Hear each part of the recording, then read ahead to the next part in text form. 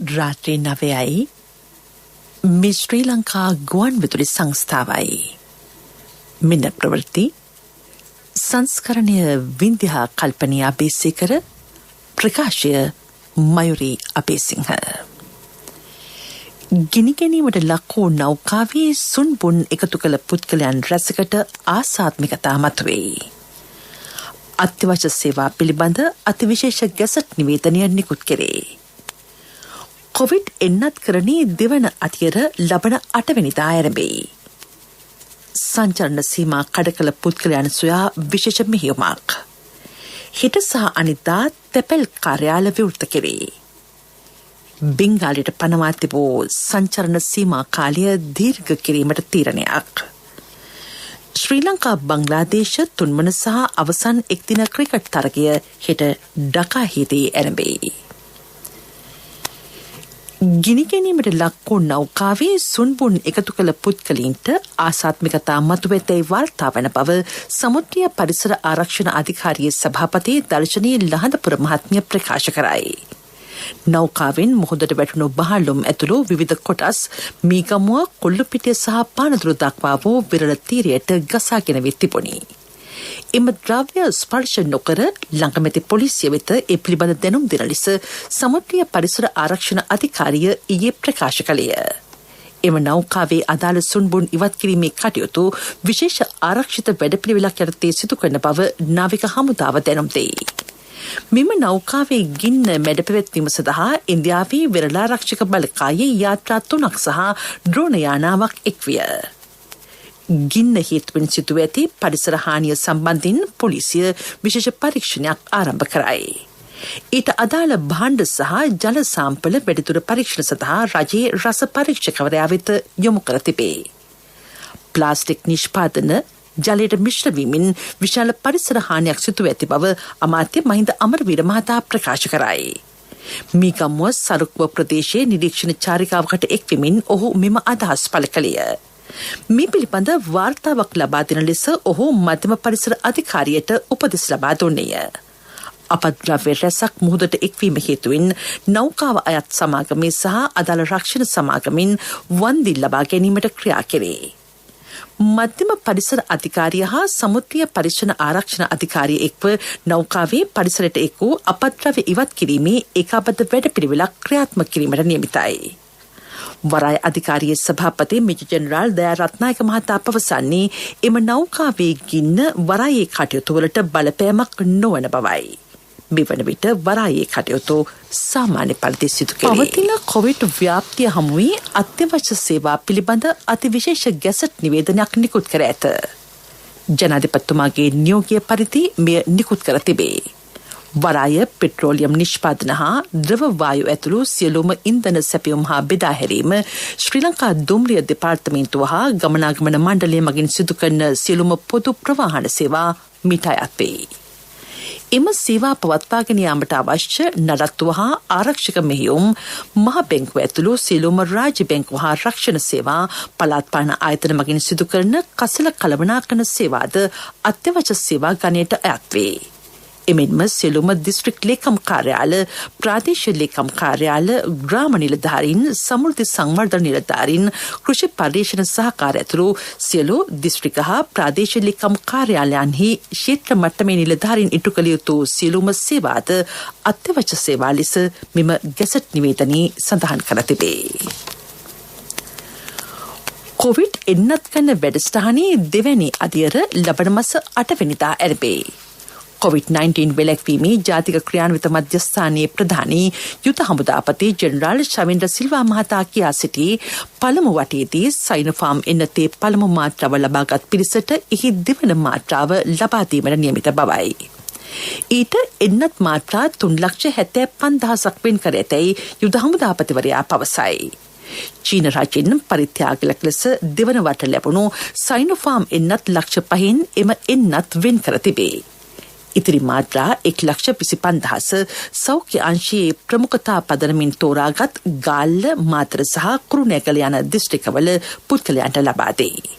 චීනීන් ඇනවුම් කළ Covid Sinopharm එන්නත් මාත්‍රා ලක්ෂ 30ක් ශ්‍රී ලංකාවට ලැබීමට නිමිතයි.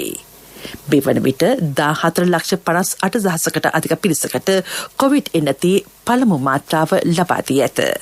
එහි දෙවැනි මාත්‍රාව ලබාගෙන ඇති සංඛ්‍යාව 3,83,000කට අධික බව සෞඛ්‍ය අමාත්‍යාංශය කියයි. එන්නත් ගන්න වැඩපිළිවෙල අඛණ්ඩව ක්‍රියාත්මක වේ. ඉදිරි මාසයේදී තවත් එන්නත් මිලියන ලක්ෂ 20ක් ශ්‍රී ලංකාවට ලබා දීමට චීනය එකඟ වී ඇත.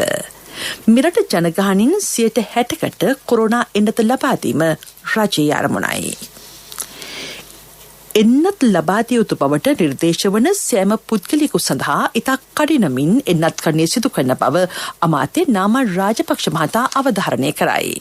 ඔහු මේ බව කියා සිටි කුරුණෑගල දිස්ත්‍රික්කයේ එන්නත් කරන මධ්‍යස්ථානවල නිරීක්ෂණ චාරිකාවකට අද එක්වෙමිනි.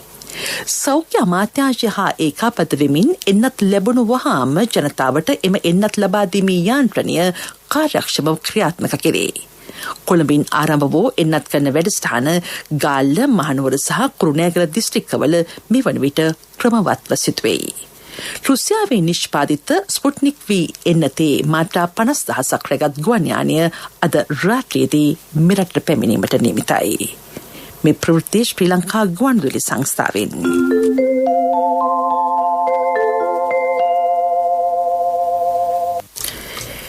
හෙට සහ අනිද්දා දිනයන්හි පෙරවරු 9:30 සිට පස්වරු 2 දක්වා තෙපෙල් කාර්යාල හා උපතෙපෙල් කාර්යාල විවෘත කෙරේ. මේ මාසයට අදාළ තෙපෙල් කාර්යාල මගින් ගෙවීම් සිදු කරන විශ්‍රාම වැටුප්, ගොවි හා දීවර විශ්‍රාම වැටුප්, වැඩිහිටි දීමනා සහ මහජන ආධාර දීමනා ලබා ගැනීමට නොහැකි වූ පිරිස් වෙනුවෙන් එකී දීමනා පමණක් ලබා ගැනීමට හැකිවන පරිදි තෙපෙල් කාර්යාල විවෘත කරන බව තෙපෙල්පති රංජිත් ආරියරත්න මහතා ප්‍රකාශ කරයි. නිවේදනයක් නිකුත් කරමින් ඔහු සඳහන් කළේ ගෙවීම් ලබා ගැනීමට පැමිණෙන ජනතාව තම විශ්‍රාම වැටුප් හැඳුනුම්පත රැගෙන ආ යුතු බවයි. ප්‍රවාහන අපහසුතා හේතුවෙන් යම්කිසි තෙපෙල් කාර්යාලයක් විවෘත කර නොමැති නම් 1950 කෙටි දුරකථන අංකය අමතා තොරතුරු ලබාගත හැකිය. සංචරණ සීමාවලට අනුගත නොවීමේ පුද්ගලින් සෙවීමේ විශේෂ මෙහෙයුමක් ඩ්‍රෝන යානා උපයෝගී කරගනිමින් අද සිදු කෙරින. සමස්ත දිවයිනම ආවරණය වන පරිදි ගුවන් හමුදාව හා පොලිසිය එක්ව මෙම මෙහෙයුම සිදු කර තිබේ. චීනවරාය, කටුනායක, රත්මලාන, හිඟුරක්ගොඩ, අනුරාධපුරය ඇතුළු ගුවන් හමුදා කඳවුරු සහ ගුවන් හමුදා මූලස්ථාන මෙම මෙහෙයුමට එක්ව සිටී. සංචලන නීති කඩකල බුරල ප්‍රදේශයේ මහල් නිවාසවල වෙසෙන පුද්ගලයන් 6 දෙනෙකු පොලිසිය අත්අඩංගුවටගෙන ඇත.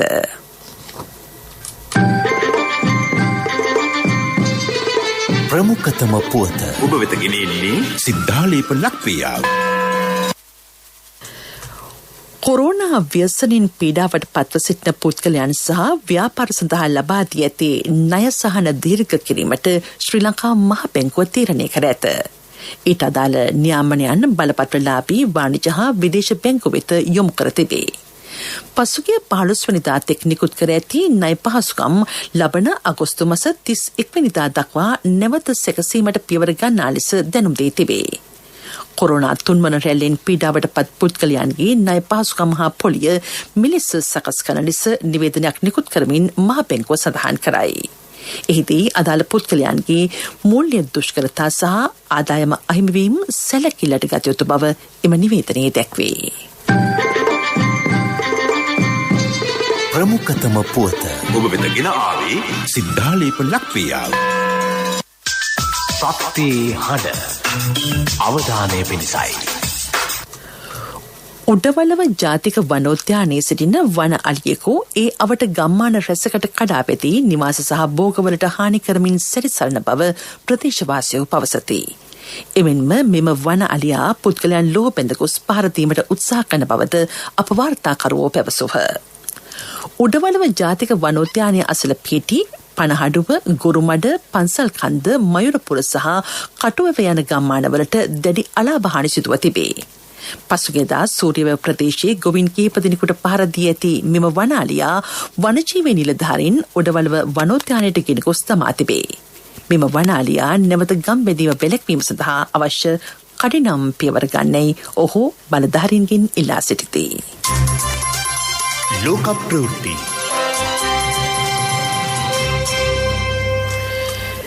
නව කොවිඩ් ආසාදිතයින් 2,11,298 දෙනෙකු අද ඉන්දියාවෙන් වාර්තා වේ. අද දිනේ ඉන්දියාවෙන් වාර්තා වන කොවිඩ් මරණ ගණන 3,847කි. පුද්ගලයෝ 2,83,135 දෙනෙකු සුවය ලබා ඇත. ඉන්දියාවේ බිංගාල ප්‍රාන්තයට පනමා ඇති සංචරණ සීමා ජූනි 15 වෙනිදා දක්වා දීර්ඝ කෙරේ. එම ප්‍රාන්තයේ කොවිඩ් ව්‍යාප්තිය ශීඝ්‍රයෙන් ඉහළ යාම ඊට හේතුවයි. මෙය අකුරු තැබීමක් නොවන අතර සංචරණය පමණක් සීමා කෙරේ. සියලුම අධ්‍යාපන ආයතන සහ පාසල් වසා දමා ඇත. මගී ප්‍රවාහනය සිදු නොකෙරේ. අත්‍යවශ්‍ය භාණ්ඩ වෙළඳ සැල් පෙරවරු 7 සිට පෙරවරු 10 දක්වා විවෘත කර ඇත. මේ දක්වා වාර්තා වන ගෝලීය කොවිඩ් මරණ සංඛ්‍යාව 35,14,790කි. මේ දක්වා ලොව පුරා කෝටි 16කට අධික පිරිසකට කොවිඩ් ආසාදනය වී තිබේ. ගත වූ පැය 24 ඇතුළත පිලිපීනයේ කොවිඩ් මරණ 210ක් වාර්තා වේ. කොවිඩ් ආසාදනය වීමෙන් ඉන්දුනීසියාවේ පුද්ගලයන් 136 දෙනෙකු මිය ගොස් තිබේ. මෙක්සිකෝවෙන් මිය ගොස් ඇති පුද්ගලයන් සංඛ්‍යාව 272කි. යුක්රේනයේ 183 දෙනෙකුද, ඉරානයේ 165 දෙනෙකුද, පෝලන්තයේ 135 දෙනෙකුද කොවිඩ් ආසාදිතව මිය ගොස් ඇත. රුසියාවේ 402 දෙනෙකුද කොවිඩ් ආසාදිතව මිය ගොස් ඇති බව විදේශ මාධ්‍ය වාර්තා කරයි. පෙරසර සංවර්ධනයක පුවත් සම්පින්ඩනය සංවර්ධන පුවත්.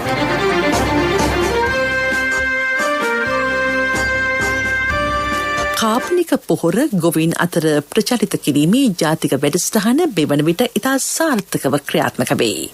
ගොවිජන මධ්‍යස්ථාන 100ක් කේන්ද්‍ර කර ගනිමින් එය ආරම්භ කර ඇති බව රාජ්‍ය අමාත්‍ය ශචින්ද්‍ර රාජපක්ෂ මහතා ජාතික ගුවන්විදුලියට පැවසිය. ඒ අයලා ඔක්කොම ට්‍රේන් කරන්න අපි පටන් ගත්තා. දවසක් එකතු කරලා ඒගොල්ලන්ට මේ කාබනික පොහොර ප්‍රචලිත කිරීම සහ බයෝ පිළිබඳව ට්‍රේනින් එක දෙනවා. ඒගොල්ලන් යනවා කුපනිසල. මොකද කුපනිසල 10000ක් විතර ඉන්න හින්දා එක තැනකට ගියන්න බෑ ට්‍රේනින් කරන්න. ඒ අයලට පුළුවන්. ඒගොල්ලන් ටෙක්නිකලි දන්න අය. ඒගොල්ලන් හැම ගොවිජන සේවා මධ්‍යස්ථානයකටම ඉන්නවා. ඉතින් ඒගොල්ලන්ගේ හරහා ට්‍රේන් කරවන්නත් හදනවා. ඊට අමතරව අපි වෙනමම උපනිෂලා පාවිච්චි කරලා දැනටමත් ගොවිජන සේවා මධ්‍යස්ථාන 100ක තෝරගත්ත කාබනික පොහොර වගාවන් මේ බජට් එකෙන් අපිට වෙන් කරපුවකින් අපි වැඩ පටන් ගත්තා. ක්‍රීඩා පුවත් ඔබ වෙත ගෙන එන්නේ අක්කේ මල් ටිකක් කඩා ගන්නද? හා කඩා ගන්න. ගහමේ තිබ්බට මල් කාටත් අයිතිනේ. අපේ මිනිස්සු හැමදාම අනුන් ගැන හිතලා තියෙනව නේද? අපි මංචි සුපර් ක්‍රීම් පැකර් ගන්නෙ අපිටම විතරක් නෙවෙයි. සංචාරක ශ්‍රී ලංකා කණ්ඩායම සහ බංග්ලාදේශය අතර තෙවන සහ අවසන් එක්දින ජාත්‍යන්තර ක්‍රිකට් තරගය ඩකා නුවරදී හෙට පැවැත්වේ. තරගාවලිය තරග 2-0 ලෙස ජයගෙන මෙවන විටත් බංග්ලාදේශ කණ්ඩායම ශූරතාව දිනාගෙන ඇත. ශ්‍රී ලංකාවට එරෙහිව බංග්ලාදේශ කණ්ඩායම එක්දින තරගාවලියක් ජයගත් පළමු අවස්ථාව මෙයයි.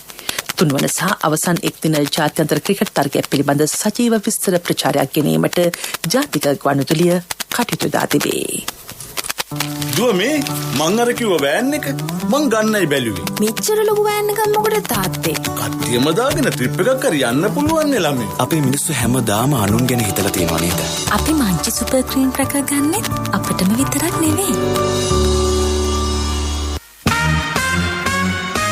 ව්‍යාපාරික පුවත් ඔබ වෙත ගෙන එන්නේ EMV තාක්ෂණය සහිත NSB ATM කාඩ් පත ජූනි 30 වෙනිදා දක්වා නොමිලේ. වැඩි විස්තර 0112 379 379 දුරකථන අංකයෙන් හෝ ළඟම ඇති ශාඛාවෙන් විමසන්න.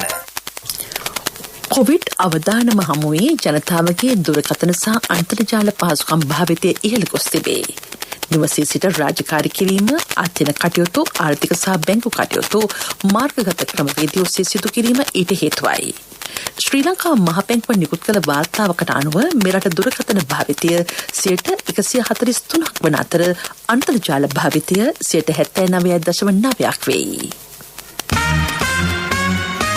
ව්‍යාපාරික පුවත් ඔබ වෙත ගෙනාවේ දැන් වඩාත් සුරක්ෂිත අඛණ්ඩ සේවයක් සපයමින් බැංකු කටයුතු තවත් පහසු කරන EMV තාක්ෂණය සහිත NSB ATM කාඩ් පත ජූනි 30 වෙනිදා දක්වා නොමිලේ. වඩාත් කාර්යක්ෂම NSB ඔන්ලයින් බැංකු සේවාවෙන් ඔබ කොතැනක සිටියත් නොමිලේම ඔබේ බැංකු කටයුතු එසැනින්. වැඩි විස්තර 0112 379 379 දුරකථන අංකයෙන් හෝ ළඟම ඇති ශාඛාවෙන් විමසන්න. කොන්දේසි අදාළ වේ. NSB ශ්‍රී ලංකාවේ සුරක්ෂිතම බැංකුව. ආර්ථික පුවත් ආවරණය යුතුයකම් වගකීම් එක්ක සල්ලි ඉතුරු කරන්න ලේසි නෑ. ඔබේ ස්ථාවර තැන්පතට ආකර්ෂණීය පොලියක් හා ආරක්ෂාවක් දෙන්න අපි පුරුදු වෙන්නේ ඒකයි. LOLC Finance ස්ථාවර තැන්පතු ඉතිරිය උතුරන්න. 2001 දෙසැම්බර් 13 වෙනි දින නීතිගත කරන ලද LOLC Finance PLC ICR Lanka limited වෙතින් SLA ස්ථාවර ශ්‍රේණිය ලබා ඇත. 2011 අංක 42 දරන මුදල් ව්‍යාපාර පනත යටතේ ශ්‍රී ලංකා මහ බැංකුවේ මුදල් මණ්ඩලය වෙතින් බලපත්‍රලාභී මුදල් සමාගමකි. තොග වෙළඳාම සඳහා ලබන 30 සහ 31 යන දෙදින මීකුඩ ආර්ථික මධ්‍යස්ථානයේ විවෘත කෙරේ. ජාතික ගුවන්විදුලිය කළ විමසීමකදී ඒ කළමනාකරුන් නිලන්ත සංජීව මහතා කියා සිටි රත්මලාන නාරාහින් පිට සහ බෝකුන්දර යන ආර්ථික මධ්‍යස්ථාන ලබන 31 වෙනිදා තොග සහ සිල්ලර වෙළඳාම සඳහා විවෘත කෙරෙන බවයි. මගේ මහත්තයා දාපු මේ රත්තරන් මුද්ද තමයි මගේ ජීවිතේ. LOLC එකට ඔයාලගේ රත්තරන් පණ වගේ. ඔයාලගේ රන් බහන්න අපි ළඟ තියනකල් ඔයාලට ජීවිත රක්ෂණයකුත් දෙන්නේ අපි විතරයි. වෙලාවට ගෙවා ගන්න බැරි වුණොත් ඔයාලගේ රත්තරන් කොහොම හරි ඔයාලටම දෙන එකයි අපේ ප්‍රතිපත්තිය. ගෙවා ගන්න අමාරුනොත් අපි කතා කරලා විසඳුමකුත් දෙනවා. මුද්දට මං හිතපු නැති ගාණක් හම්බුණා. ආපු ගමන් වැඩෙත් උනා. වටිනා තෑග්ගකුත් හම්බුණා. LOLC එක කරන ගනුදෙනුවක් රත්තරන් වටින ගනුදෙනුවක් කියන්නේ ඒකනේ. LOLC Finance රන්සවි රන්නය සේවාව. රත්තරන්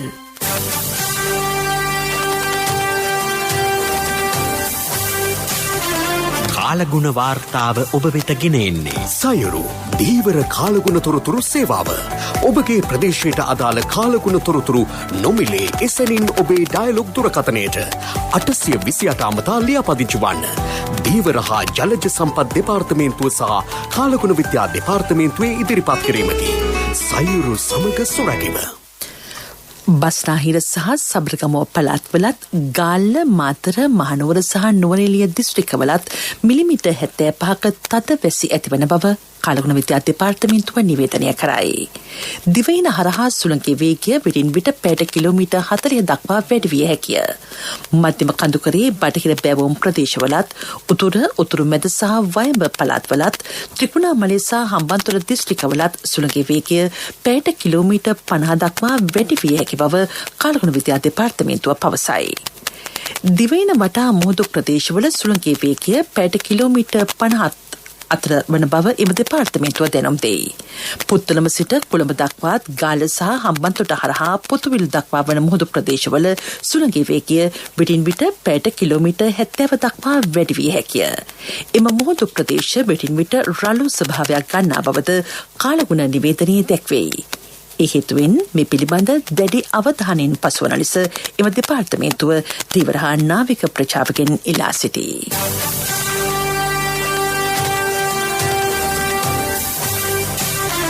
කාලගුණ වාර්තාව ඔබ වෙත ගෙන ආවේ සයුරු දීවර කාලගුණ තොරතුරු සේවාව. ඔබගේ ප්‍රදේශයට අදාළ කාලගුණ තොරතුරු නොමිලේ එසැනින් ඔබේ ඩයලොග් දුරකථනයට 828 අමතා ලියාපදිංචි වන්න. දීවර හා ජලජ සම්පත් දෙපාර්තමේන්තුව සහ කාලගුණ විද්‍යා දෙපාර්තමේන්තුවේ ඉදිරිපත් කිරීමකි. සයුරු සමග සුරැකීම. යලි සිරස්තල ගිනිගැනීමට ලක්වූ නෞකාවේ සුන්බුන් එකතු කළ පුද්ගලයන් රැසකට ආසාත්මිකතා මතුවේ. අත්‍යවශ්‍ය සේවා පිළිබඳ අතිවිශේෂ ගැසට් නිවේදනය නිකුත් කෙරේ. කොවිඩ් එන්නත්කරණයේ දෙවන අතියර ලබන 8 වෙනිදා ආරම්භයි. සංචලන සීමා කඩ කළ පුද්ගලයන් සොයා විශේෂ මෙහෙයුමක්. හෙට සහ අනිද්දා තැපැල් කාර්යාල විවෘත කෙරේ. බෙන්ගාලයට පනවා තිබූ සංචරණ සීමා කාලය දීර්ඝ කිරීමට තීරණයක්. ශ්‍රී ලංකා බංග්ලාදේශ තුන්වන සහ අවසන් එක්දින ක්‍රිකට් තරගය හෙට ඩකාහිදී ආරම්භයි. ප්‍රවෘත්ති සමාප්තයි.